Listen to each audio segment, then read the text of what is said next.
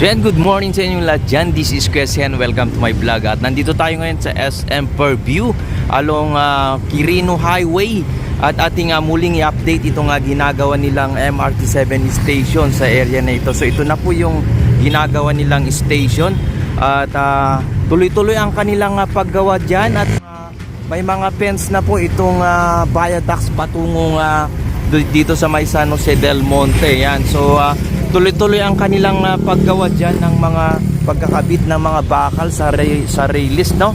So tignan natin kung ano pa yung mga progress dito sa may station, dahil may nakikita tayong activities dito sa may bandang kaliwa na mayroong ginagawang extension dyan ng mismong station. So ating paliparan ng drone yan at tignan yung magkabilang dulo nitong mga viaducts para makita natin yung mga progress dito sa ginagawang project na ito, okay?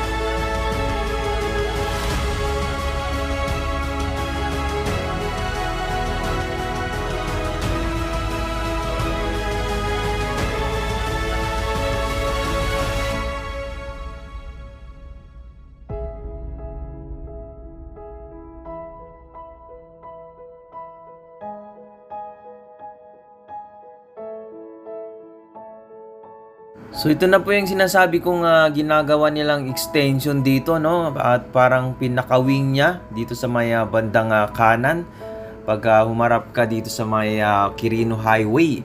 At hindi ko alam kung ano po ito, at sa mga nakakalam dyan, paki-comment naman po dyan sa comment box natin kung ano po itong ginagawa nilang bahagi ng station na ito, no?